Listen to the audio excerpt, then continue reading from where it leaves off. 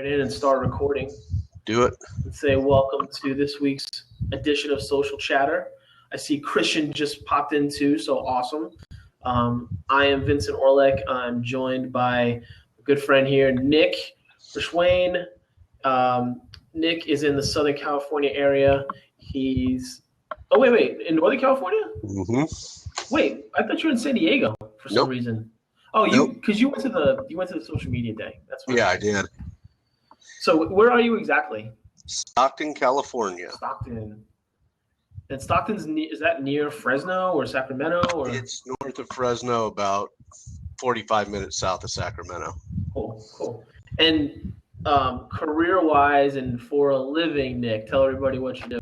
Yeah, so there's always questions about it because it's not intuitive for most people. Vice President of Client Relations and Development, experts.com, and experts.com is a digital marketing platform for expert witnesses and consultants. So it's very niche specific. Attorneys use our platform looking for expert witnesses. Awesome. And before Christian pops in, I have to ask you, so when people look for expert witnesses, without going too much into super detail, how do you find people that are expert witnesses? They're all available on our site. But how do you get them to your site? How do we find them? Yeah. It's generally through online searches or reading from previous cases, verdicts, things like that. Many of these people have been doing it for 40 or 50 years, so there's a lot of content about them out there. Gotcha. Yeah, and so we vet them generally through a private or through public or open source. We do pre-vetting. Then our member representatives reach out, contact them, get them to sign up. And because we're a marketing platform, attorneys still really has to do their due diligence on their own. But we try to do some of that pre-vetting on our own on our end before putting them out there. So we reject quite a few people. Gotcha. Cool, man. Cool. Yeah, that's I think that's something that people. I think people see that on like a TV show or in a case, and they're like, "How'd that person get to be an expert?" Sometimes, they wonder. So that's interesting. Christian, what's going on, man? Can you hear both of us, all of us? I can hear you. Can you hear me? Can. Cool. I got a hard stop, by the way. Okay. So I'm gonna let you run the show today. Yeah. Based on we have a few pieces of information, some news. We want to go through some tools. I feel like there's a couple of things that may overtake the others. Okay. Yeah, sure. You can probably guess what they are. Mm-hmm. But the first thing we have that we wanted to talk about, let's jump right in. The Facebook Messenger, and feel free to check out the link. Nick, I know this is all you're not. I'm going to be a little behind the curve here, guys. It's all good. A lot of it's going to be stuff that you probably already heard about too. So, so Facebook they've introduced or they're in the process of introducing encrypting messaging on Facebook Messenger. So essentially, you'll be able to pick. They're trying to go for the ephemeral effect, and among other things, security is another thing, of course. But you'll be able to have your messages disappear, and you'll be able to set the time limit also. So as far as business is concerned, if you have a customer service thing going on, or you're communicating with a customer through Facebook Messenger, and you don't want that to be sitting on their messenger forever, you'll be able to use this once it rolls out to everybody, because again, it's not available to everybody yet. But you'll be able to set certain time limits. So like within 30 minutes, you can say, I'm writing this message, we're doing this message on Messenger, and then within 30 minutes, this thing's gone. So it's encrypted. So nice little feature, nice use case that could have a lot of effect for really any business that's using Facebook Messenger to do anything really. Mm-hmm. What do you guys think? Go ahead, Christian. I'm sorry. I've seen that. Oh, okay. And by the way, my audio is a little hard to hear, so sorry about that. I would say this. I've seen them doing this with scheduled posts. So on Page, for example, you can schedule them and have them removed from the timeline. I think that part of this, kind of piggybacks off of Snapchat, but I think at the same time, it's nice to see that, that they're adding this feature in addition to like for posts, because I think that it's very useful. This could be a great way if I'm a customer service, like I'm using Facebook pages for customer service.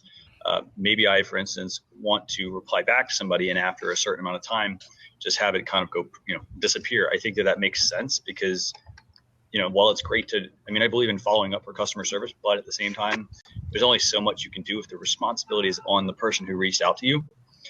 So this way it could have, maybe a message disappear. Maybe you give somebody a code, who knows, but you give them something that is unique that disappears. So I think this is a good move, and not to mention I like the security idea of this. What do you think, Nick? Yeah, I think anything with increased security in our ever-changing digital world is a plus. I noticed in the article they mentioned 4 sensitive topics, and to me, I'm like, well, just be careful where you share sensitive topics. We've had people who think they're sharing it in a direct message, and it's being, if you don't know how to use the platform, best not to share your really sensitive messages. But any increased security I think is a plus these days. Agreed. I would definitely agree with the whole idea of not using a platform of that in that sort of situation if you're not familiar with it. They do note that initially the only thing that's available is the text, the copy part. There's no rich text or GIFs, videos, anything like that. So maybe that'll come down the line as people use it more. I would imagine that it probably would, especially video. Video would be key as it is with everything right now. So all right. So the next item number 2 here, kind of similar. It's still within the world of Messenger. It's Yahoo's take on what they're starting to do with the Messenger bots. So if you're not familiar with bots, anyone that's watching this, the bots on Messenger, you can go through, you can open Messenger up, you can search for, say in this case, you can search for Yahoo, and a couple different options come up. So let's say Yahoo News, and you pick the Yahoo News option. You can choose to have Yahoo News immediately send you news topics, either the top news topics of the day or ones that they feel are tailored to you, and have that all done automatically as well.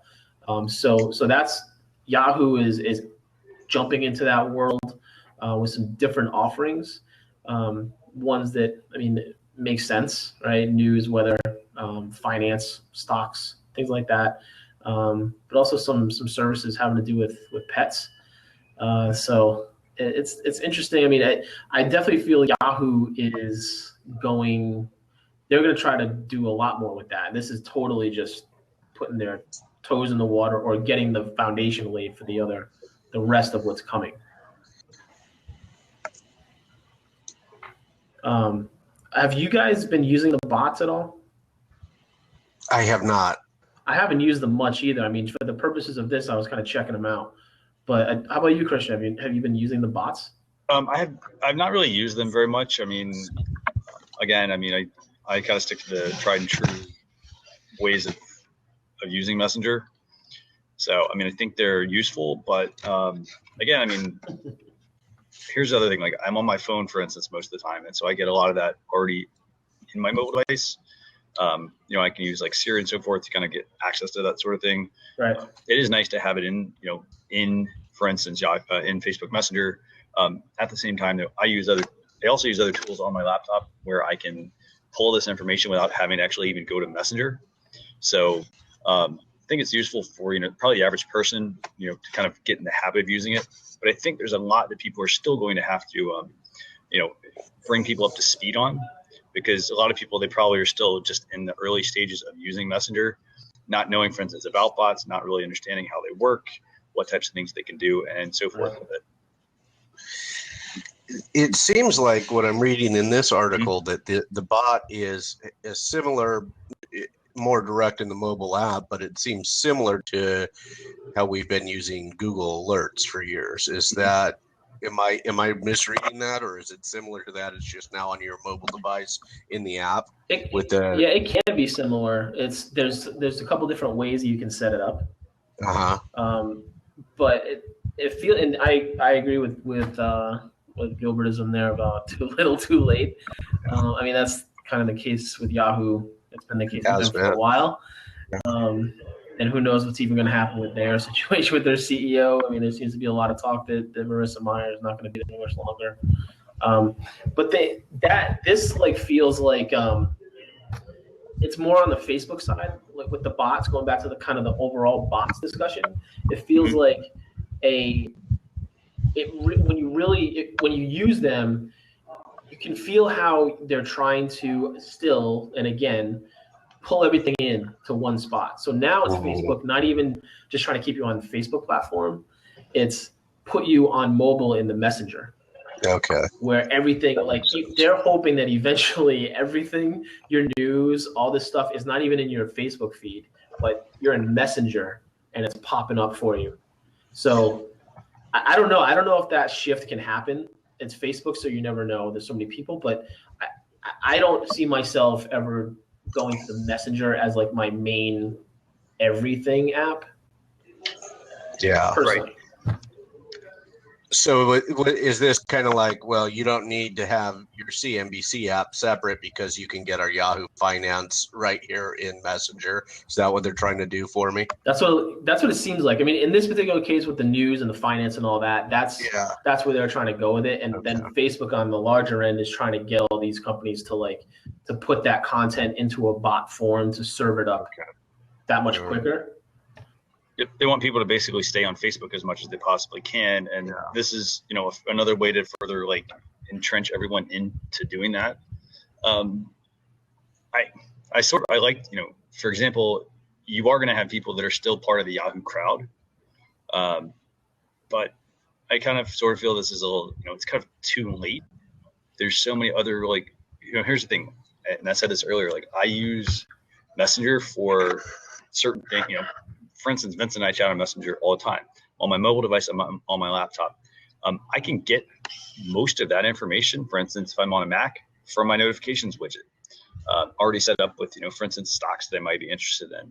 I'm not really big into, let me use like Tamagotchi and that sort of stuff that's listed here. News, I typically get that through, say, like Feedly, an RSS feed service. I'm not sold on this part, but I know there's still going to be a ton of people who are still with Yahoo or AOL or whatever else that are still kind of a number of steps behind. They'll probably still use this, I guess. Well, and this is also, I mean, this is just the beginning. I would still come back to the overall, like the Facebook Messenger part of it, because Yahoo, I mean, this is just one company that's trying to implement one piece, right? There's so many others that are already diving in, and Facebook themselves, like. Christian, I hadn't seen that article that I posted that link there. Is that the instant articles are along these same lines being put into Messenger as well. Gilbertism, iOS 10, it's live streaming video baked into it. I did not know that. That is super interesting. But it makes sense. Well, he just put in the comments that the new iOS is going to have live streaming video baked in, like it's native into it. So that's I mean, that's where things are going. We know that it's not a shock that they're going to do that. But I hadn't heard that. That's going to be pretty big news. That's gonna be interesting to see how they handle. I fully anticipate something going wrong with that immediately when they launch it. But then it'll be fixed pretty quickly. Yeah, I happen to have a link to the iOS 10 part. I just wanted to look at because I'm follow a lot of Apple. Part of me is thinking part of me is thinking, oh, are you talking like natively? Or are you talking more like, oh, it's built into iOS 10, like they have Twitter and Facebook support, for instance? So thanks for sending that. I'll check it out. Yeah, definitely. That's big. So okay. So a little different, yeah. So yeah, I'm never a beta guy on the new iOS offerings. I've never gone and done that, to be perfectly honest. I know a lot of people that do, and I don't know. I have never done that. Yeah, I've never done the beta, and all I've heard from everybody this week is that the 10 beta is crashing Snapchat over and over. So I've heard to avoid it.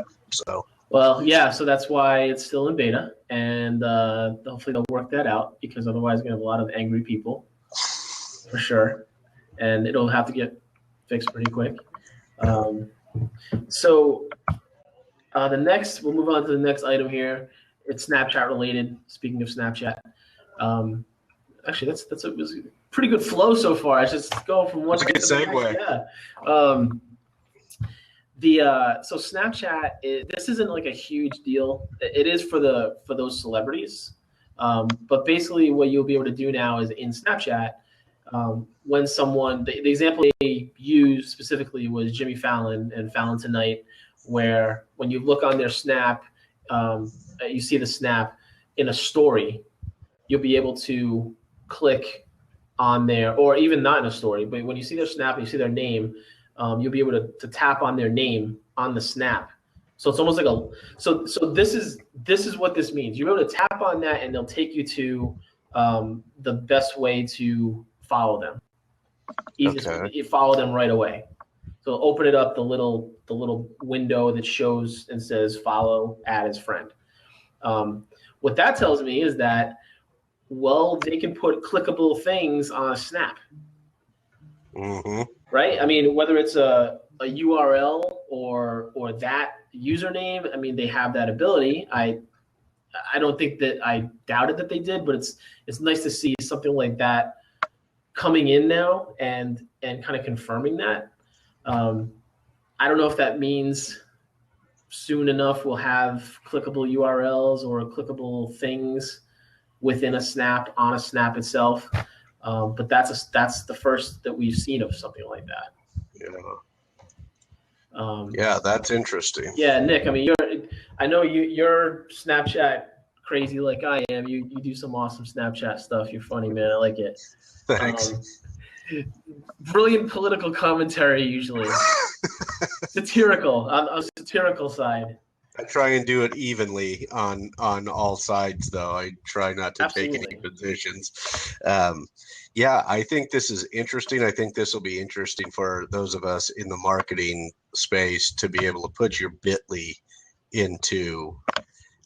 I personally have no interest in what's happening with the celebrities. Mm-hmm. I just never have. It doesn't do anything for me. And I know that I'm going to have a much better chance interacting with you or with Christian or others than I'm ever going to have actually talking direct with Jimmy Fallon. So, but I do like the idea of being able to add a clickable link in a video or in a Snap, because I think there's value there. When somebody posts a link, says come visit me here or there, you're like, I gotta screenshot that, and then I gotta go and I gotta type the URL in, right?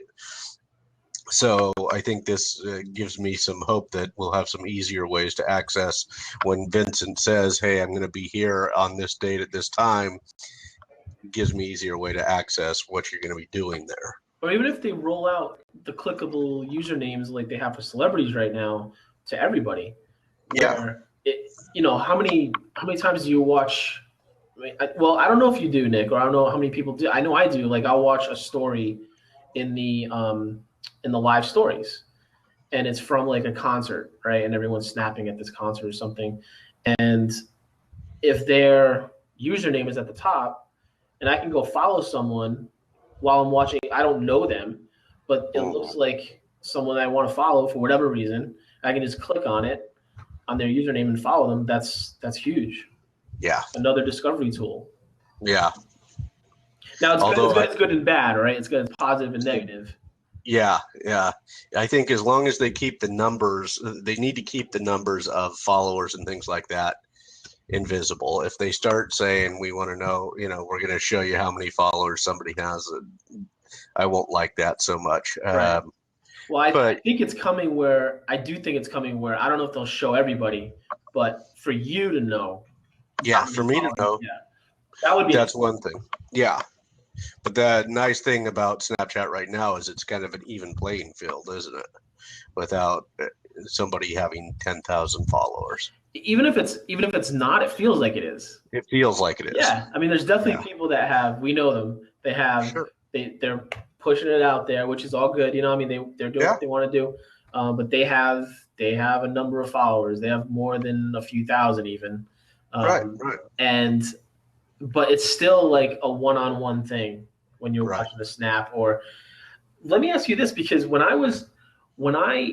just did that update for memories, did you notice?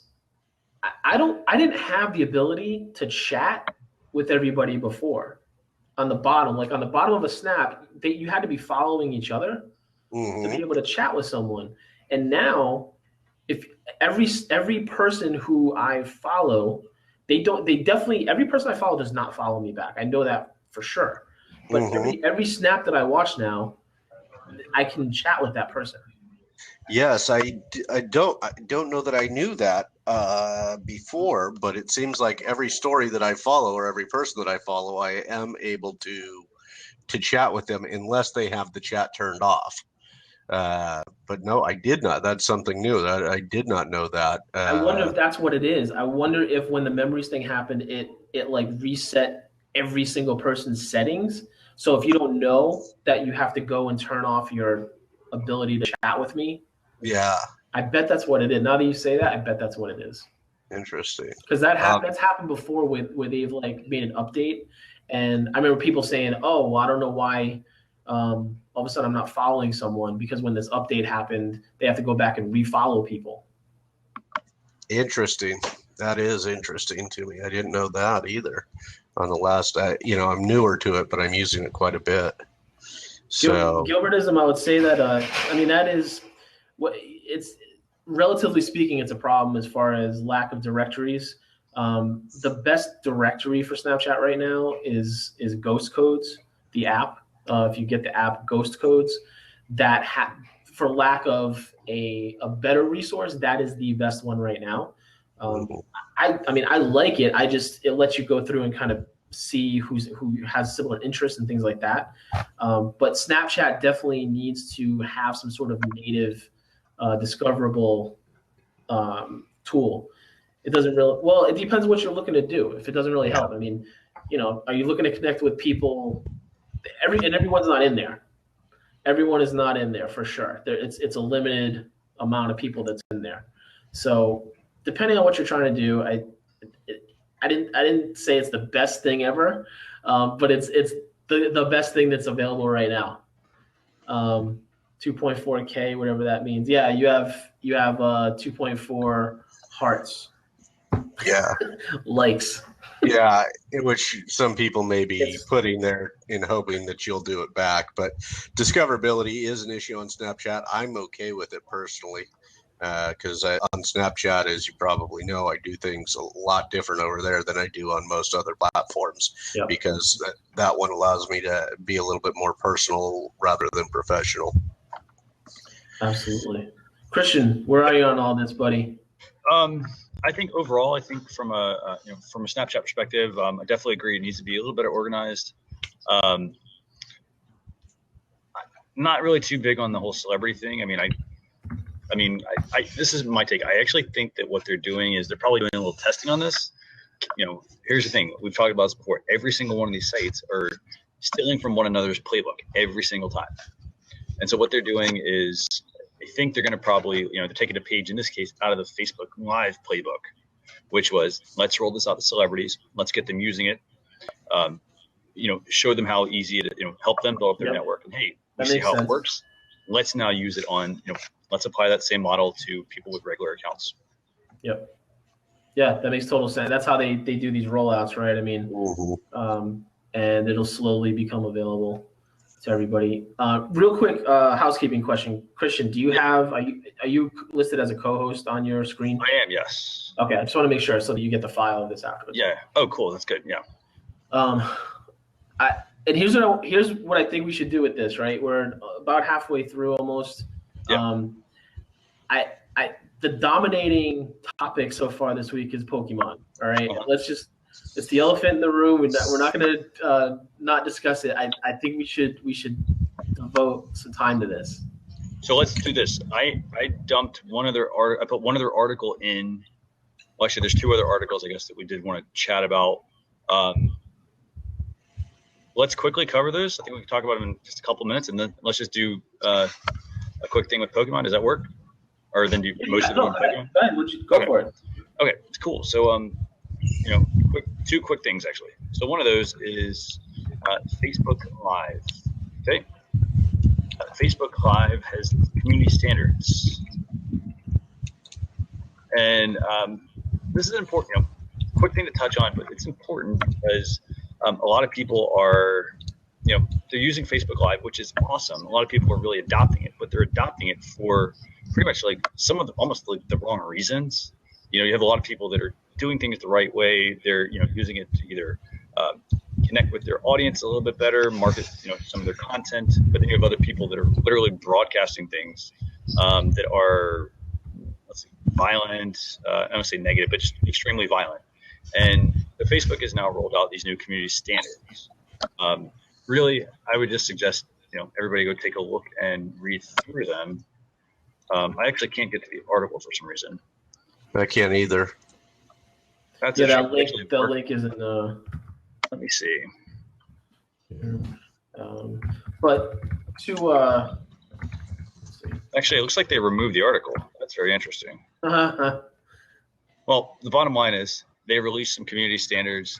They basically said the way that they are going to. It's not the HTTP links actually. It's newsroom.facebook doesn't even have the article listed anymore. I think I found it on streaming media. Let me see if I can. Yeah, there's basically just a quick little line in it. It just basically says that Facebook is not going to like you have certain the way that the live video is going to work. It follows the same guidelines as let's see.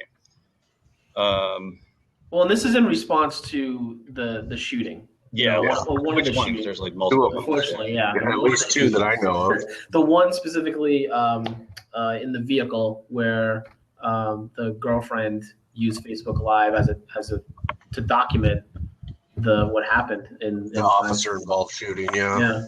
I mean that's what's dominated the news, obviously, and they've responded to that with this, which is also it's funny because it's also kind of in time with the Periscope news from a couple weeks ago, where they are essentially crowdsourcing the monitoring of the streams in terms of the commenters and the content in that sense. And Facebook did a similar thing in response to that, and now there's this. So all these things, we're still in the wild west of live streaming, and everyone's trying to figure out like, okay, what are we doing? And I don't think, I mean, I really highly doubt that these companies, Periscope, Twitter, Facebook, even Blab to an extent, or anyone else that does live streaming, I highly doubt that in their initial thoughts of we're going to have a live streaming platform, I highly doubt that they were like, it's all going to be rainbows and unicorns. Nothing bad is ever going to happen on these platforms.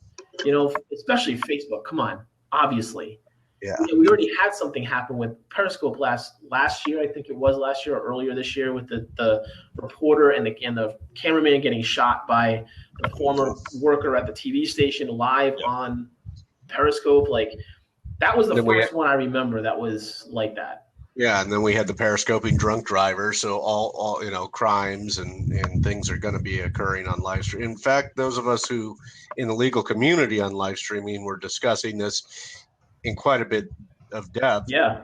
Last fall, early on in the live video revolution. It's interesting to see where this is going, and I don't think they can eliminate it. I think they have to, because people are using this as documentation now for things that are happening. So I think it's going to be more of a parental issue than it is going to be a censoring issue by the platforms. Yeah. So absolutely. And 1 second. So we actually do have the link now. It actually is. I'm not really sure what happened with the link, but somehow it worked. So basically, the bottom line about this whole community standards with Facebook Live, like you guys said, you can't just you don't really know what people are going to say, what they're going to do on live video. But what Facebook has done, which I think is really smart, and we'll try to keep moving on to the next topic. But basically, what they've done is when somebody does a live video, if you're watching it and you feel that there's something that might be a violation of community standards, it's just like anything you can do now with a profile on a page, any kind of content you see on Facebook, you can report that content, to see if it's against their standards. And they said it only takes one report for something to be reviewed. Wow. So my guess is there will probably be, I would hope, more jobs for people to be able to help review this content, because that's a lot of potential content as this ramps up. Yeah. So, but even hiring more people, dude, I don't see how they would be able to hire enough people for 1.5 billion people that are potentially going to do something on a live video. I feel like their algorithm is gonna they have facial recognition stuff in place already. They have the visual assistance capability where if you have it turned on your phone in iOS, I know Android is probably the same, but iOS, it'll on Facebook, you come to a post, it'll tell you there's a tree in the photo. Yeah. So I mean, they have that stuff in place already. It's interesting that it's around the same time that all the live streaming stuff is going on. I'm thinking that it has to go that route. There's just no way. It's the same reason they don't have a customer service line for us to call, because there's just no way that it's going to happen for a call center for Facebook. Yeah, they probably would end up having this. This is my take, and I think we should probably keep moving to the next topic on this. But I think one thing I think could be really cool is I'd love to see the ability to use that facial recognition software, for instance. So, for instance, if there is a video that is let's say it's a violent act that's committed, that they're able to use the facial recognition software to identify who those people are based on, for instance, their profile. Because chances are you've got a profile. It's not like you can put on a mask, for instance, and say oh, hey, I'm like this person. Have some way to track that. That could be very useful. They are going to need that. Would actually help them, I think, if at the same time dealing with some of those reports, if somebody reports it, it's live video. You have to be able to pull it down, but you don't want to impede the progress either of somebody using the platform. So I'm going to be very, very interested to see where this goes. I see it being more like security positions, that type thing, or hiring some of those types of people, that specialize in that area. Yeah, it'll be interesting to see where it goes, because then there's also issues of First Amendment and freedom of speech and freedom of expression and things like that, and what's newsworthy. Certainly, I think many of us would argue that what we saw in the last week, were violent as they may have been, were quite newsworthy. Absolutely. So I'm going to be following this one for sure to see what direction it goes. If you're a business, let's just touch on that real quick. What's the bottom line? If you're a business, all you need to do is follow the standards. Don't post, be leery of what you're posting, why you're posting it. If it's something, this is the same thing with anything you post online. Fact check it, look at it before you post it, and say, hey, is there anything here that somebody might consider offensive? Anything that people, that my audience would not be interested in, because, there's some touchy subject in it, and don't do that. So, and I know that's asking a lot of people, but I think that, you kind of have to, you got to get people, the rules are there. They want you to do that because they want to be able to grow the platform. Right. So, hey, Nick, Gilbertism asked the question. Well, he didn't really ask it. He rhetorically asked it, but put you on the spot, right? Are they right now? I don't know. Are they considered media sources? I would assume they're considered more public spaces than media sources right now, right? I'm not sure that it would matter in this situation. Situation we're talking about, because you have a right to free speech in a public space within reason, and media is covered by the First Amendment as well. Now, I don't practice, so I don't Yes, this know. is not. Look, we know you disclaimer. Yeah, disclaimer, I don't practice law anymore. I've never practiced law, but I'd have to look at it, look at the case law. I'm not sure what the case law says on this, whether or not it's a media space or a public space, but I think you could argue either way. Certainly with all the Facebook articles, and they're now paying news services to live broadcast on Facebook Live, you're going to say, you could easily argue that there's enough information there to say that this is it's a media platform or a media space, as Gilbert put it, or he's going to use a reasonable person standard here. Yeah, I don't. Different things apply when you're talking about constitutional issues than the reasonably prudent person, Gilbert. But it is different than a media space. But I think arguments can be made both ways. Nevertheless, First Amendment issues would still apply. Yeah, and this is all opinion, obviously. None of us are experts for expert witness purposes. Nope. You won't see me testifying, but I can tell you how to market your expertise. And Angel, thanks for joining in. We were just finishing up talking about live video and the new community standards on Facebook Live that they just implemented. So do we, without further ado? Nope. One more topic real quick. You got it. Okay. Super duper quick topic, actually. Quick little rollout. So Facebook is rolling out. Okay, so they're making an adjustment for instant articles.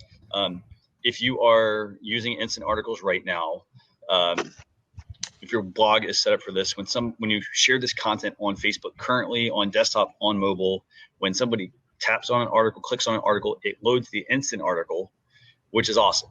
The other thing they're doing today, this is rolling out just to Android right now, which is kind of surprising. When somebody shares a link via Messenger, and the article is set up and the site is set up for instant articles, Facebook will display the instant article on Messenger.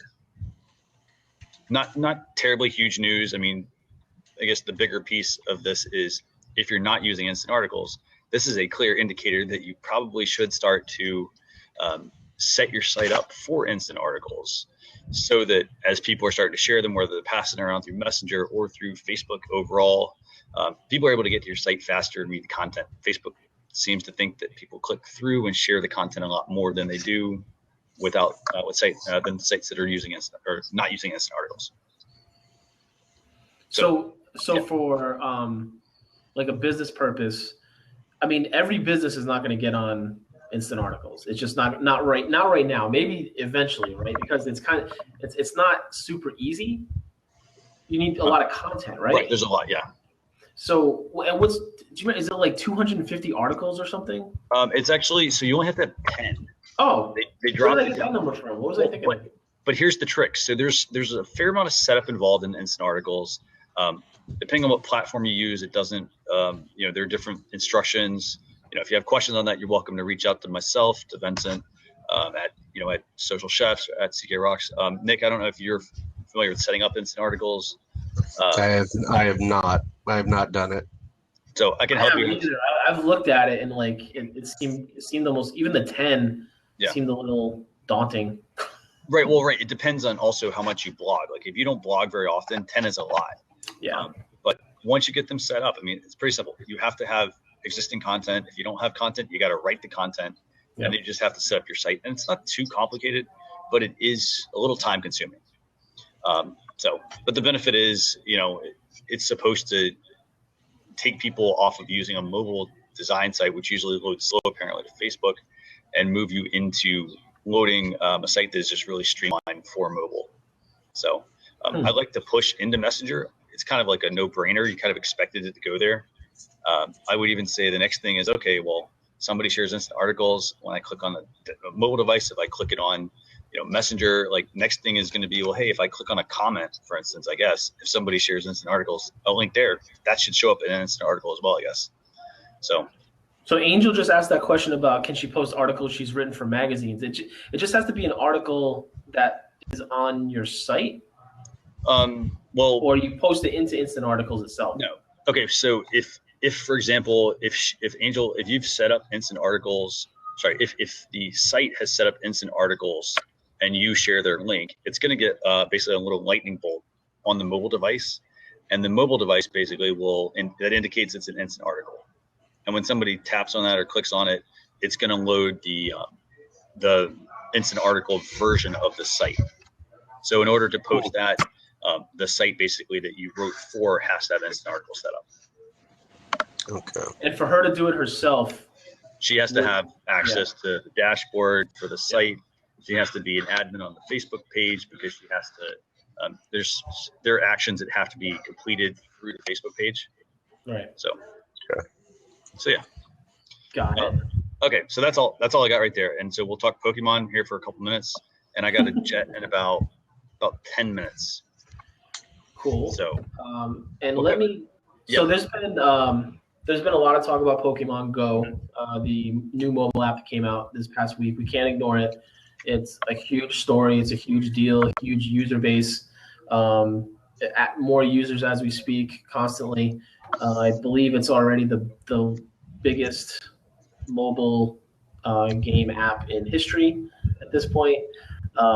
People are using it. It's not just downloads. So if you're a Silicon Valley fan, the HBO show, it's not just, it's active users. It's active users. It's just not downloads. Gilbertism. Well, you're missing out on both, bro, and that's fine. But here's the thing: you don't have to play Pokemon Go. What we wanted to talk about here today was more the business side. And here's the thing: whether it's a fad or not, it's popular right now, and businesses are jumping on it. Like the smart ones are jumping on it, and it doesn't take a lot to do so. Something basic like just finding out. You can open the app and see what's around you. Mm-hmm. So if you do this, and to back up a little bit, so Pokemon, there you go. There's the app. You create an avatar, a person that represents you. You have basically a Google map of the streets around you. As you move, that figure moves. You catch these Pokemon and you get points. And you level up and become better and better and stronger, right? I know, Gil. Yeah, you're good, man. I've been around enough labs with you. I know you're smart. I think we're all good. And Dennis Leary is the bomb. Pokemon Go is the mobile app. Pokemon is like the original cartoon and all this stuff. Pokemon Go is the new app that just came out within the last week and is humongous. The business use for this on even the lowest level, smallest level for businesses. Say you're a local pub, a local bar. You can put a sign outside, and I've seen this already. In fact, Nick, I sent you this the other day, right?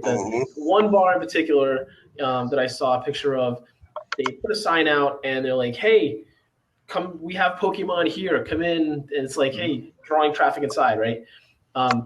You can even take that a step further and offer discounts and sales and half off or something free, like Pokemon users, come inside, catch a Pokemon, screenshot it, show us, we'll give you half off or a free appetizer or anything like that. So it's based on augmented reality. When you're in the location, it'll show like these little animals running around, and you catch them with that ball, that red and white ball. If you start playing the game, it's worth it just to be familiar with it. There you go. And for businesses, this is what they're doing. They're taking advantage, regardless of how the traffic comes in, the traffic is coming in. And who cares? Who cares how it comes in, whether it's a game or a social media tool or what? The traffic's coming in, take advantage of it. If it's gone next week, it's gone next week, and you didn't take advantage of it, well, you missed out. So learn about what you can now.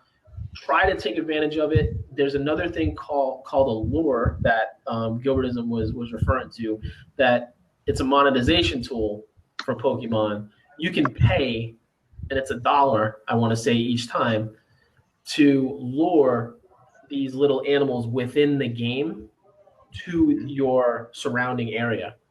So that enables people to see them, to know that, oh, I want to go there because there's Pokemon things there that I can catch. Yeah. And there's rare Pokemons that people will flock to a place when they hear about a specific rare Pokemon animal thing in the game. I want to say I think it was in Southern Cal last night or 2 nights ago. There was like thousands of people, a couple thousand people that all went to this one spot because this one Pokemon thing was there. It's insane. It's insane. It's incredible. And let me put this link in here too, because I just found out about this today. So this is how you can. There's another part of the game where you can request of the game developers to make your location a Pokestop or a gym. So this is a key too, because if you are a Pokestop or a gym, that's like a location within the game. And it's another way that people will want to come to your location and play the game. But you can submit for this. Now, the chances of getting approved, I have zero idea. I don't know. I just someone sent me this link, and it's the way you submit to be, it's how you apply to be that.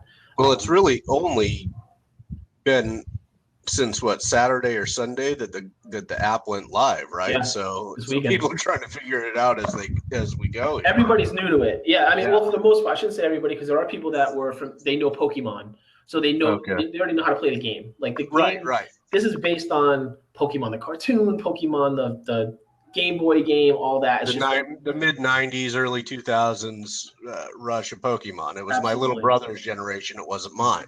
Wasn't mine either. Yeah. So, but see that, and that's the power of it too. That's what I'm trying to tell people is like, I never had any interest in Pokemon. I was older. I was like, I don't even want to play that. Never got into any of it. And right now, the app came out. The next day, I downloaded it, and I'm not addicted to it, but it's fun. The game itself is fun. It's fun to send my friends like Nick pictures of me battling a Pokemon in the Target parking lot. Or send, put stuff on Snapchat I can't tell you how many snaps I'm seeing of people. It's incredible. It's incredible. And I had to go to my trusted source in the AR VR. I had to go to Malia Probst and ask her, is this considered augmented reality? And it's the first, in my experience, mass adoption of augmented reality. And I think for certain businesses, specifically those who can sell or put discounts on for foot traffic, that this is really good. We're not going to do it for experts.com. Right. I don't want people coming in the door. We're online, so it's not going to be of any benefit for us. Absolutely. I've got a cousin who's got a convenience store or even a restaurant who, if you want to, Tuesdays are the slowest days for restaurants or supermarkets or things like that. If you wanted to set this up on a Tuesday while you're having your specials and things like that to increase the foot traffic, I think for those businesses, the bar image that you sent me, I think in those instances, it's going to be a lot more useful than it will be for a business like ours. Mm-hmm. Absolutely. And you can even do, you can run Facebook ads for it. You can run geographically based Facebook ads based on the fact that that there's Pokemon or something in your location or in your surrounding area, and tell people this is the one that's here. And if you're lucky enough and it's something that's like a rare one, look out, because you better be ready for the traffic if you do. Yeah. By the way, so this actually reminded me of it reminds me of Yelp, like check-in deals, Foursquare deals, like this. And I'll be honest, like it reminds me of the stuff that most businesses did not take advantage of. Yep. Mm-hmm. Same idea.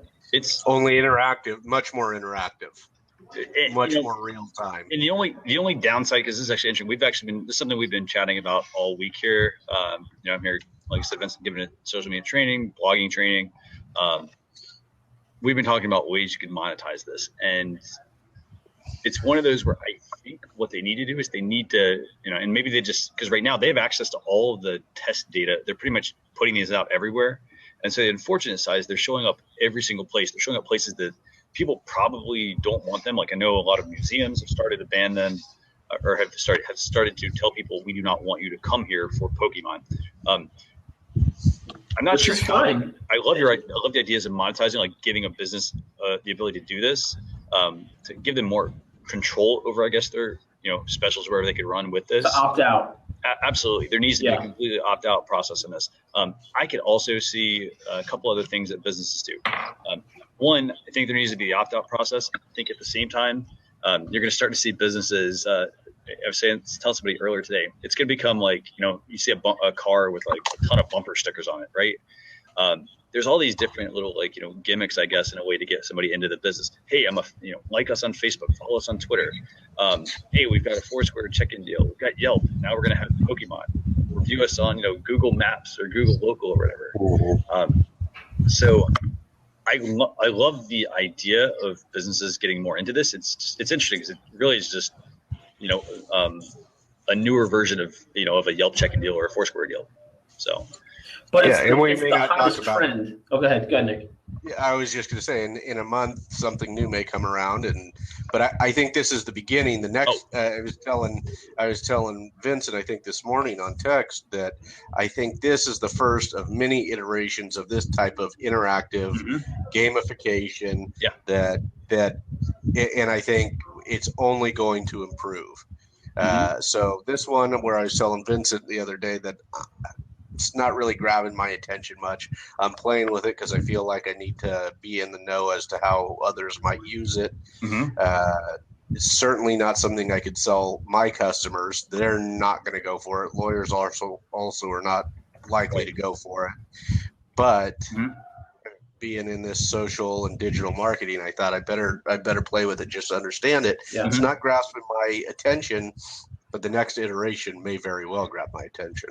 And this is actually, I was also thinking, this actually reminded me a lot of like Snapchat geofilters. Like, for instance, if they decide to do it this way, give the business the ability to set up like a geofence for their Pokemon, like, whatever they want to do with Pokemon, and let them opt in to be able to do this. And, and then turn around and sell that space, or, sell it fairly inexpensively to a business. I'm not really sure, even honestly, did Nintendo get in the business to do this, or did they kind of just accidentally stumble onto something? It's not like they really need the money. I mean, they generated like $9 billion supposedly from the first couple of days of this thing being live. Yeah. So it's an interesting thing. I would expect other companies to have done this, not necessarily just Nintendo. There's only, and just off the top of my head, and I know there's others. And I know Australia Wow there. What's up, buddy? He'll probably pipe in on the comments on the side with others. But the two that came into my head when I first started, because augmented reality, like he said, it's brought AR into the public's attention. I feel like augmented reality, and I know I'm in the minority, I feel like that has more potential for like booming and exploding than virtual reality does, right? On the everyday basis, because the virtual reality stuff, there's other like hardware, the headset, theater, or whatever it's going to be in the end, right? There's more stuff that goes along with it. Whereas augmented reality is literally like on your phone. Yeah, exactly. For everyday usage. Vincent, I actually I was able to use Vive, or I think Vive VA, whatever it is, Microsoft's product. Okay. I think it's Microsoft product. I was actually able to use that actually the last couple of days. It's the whole like augmented reality thing, the whole virtual reality thing. And I mean, it was great, but then it got me thinking, like, okay, like how could what would I do with this? Because I'm literally plugged in with a big cable in the back of my head. By having like the whole augmented reality thing, I mean, I think that is like there's so much more possibilities. For instance, let's say I'm say I'm an airline. Maybe I want to have something set up, like maybe it's not Pokemon, but something else tied into my app, where if somebody's using this, maybe they get some sort of prize or some sort of reward for flying with us. Almost like hey, here's something, here's a prize underneath your seat, for one, staying engaged with us, and two, using our app. Or Pokemon. Right. It could be that. It could be a restaurant. I mean, there's so many possibilities. So I'm excited. I remember Yelp, because you mentioned Yelp. Yelp did an augmented reality thing too. With they used to have it in the app, where you could look around your area, and the restaurants and the star rating, instead of how it shows up on Google Maps, the restaurant, the star rating and stuff, that information would show up on the AR around you. And then I think it was under like filter or something, but it disappeared. I don't know. They weren't seeing enough use out of it probably. It was called a monocle, but the thing Monocle. was they'd done it so it was actually removed because they did it in a way that was not allowed. So it was a hidden feature. So it's a hidden feature that you could access through the filters. It was awesome. You could hold it up and you could see like, hey, here's all these restaurants here or shops or whatever it was. Right around you. Yeah. Right around you. Yeah. It was great. But yeah, they had to take it out most likely because it was it violated the App Store rules. Oh. So it was cool. Well, good discussion on that. So we're going to blow through. I know you have a hard stop, Christian. Yeah. We got three tools. Three tools. What do we got? Let's see. I want to let you jump on this one. I downloaded it and checked it out. I've seen some people using it too. It's called Prisma. Absolutely. So tool one. Yeah, go ahead. Called Prisma, and it's basically a way for you to take photos and turn them into really cool looking artwork. Ooh. And free app.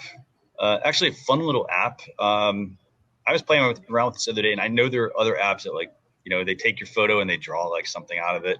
But this one is really neat. You can do some really great things with it, and it actually looks good. A lot of times things don't turn out looking very good for you. So free app that came out, I think it was this week actually, but well worth checking out. And I say this from a business perspective. This is a way for you to take some of your photos that you take around your business, and instead of making them all look staged or have maybe you got some photos and they don't look very good, this is a way to add a little bit of variety to the content you're sharing. So recommend checking that one out. Actually, we have two tools because the third tool we were saying was Pokemon Go. So it's two tools. Yeah. Well, I'll let you. Pokemon Go, pretty simple. I think we put a link in there for that. But and then Pokemon Go free. Go ahead. Sorry. I was gonna say Pokemon Go free app available for iOS and Android. They're also do what? As far as I know, I think it's on both. And the other thing also about the whole Pokemon Go thing is it used to, and I say used to because it's literally a couple of days, it was only available for the US and a couple of limited countries. I believe they've actually expanded it to Canada, the UK, I want to say Europe maybe too. Literally the UK, I had some friends saying, hey, I can't get this in the UK, and they just updated it. Yeah. Well, Matthew's in here. Matthew says he helps port the Pokemon Go app. Oh, cool.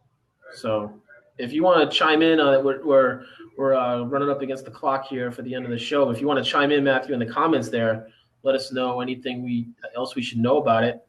Pop it in. And then as far as the third.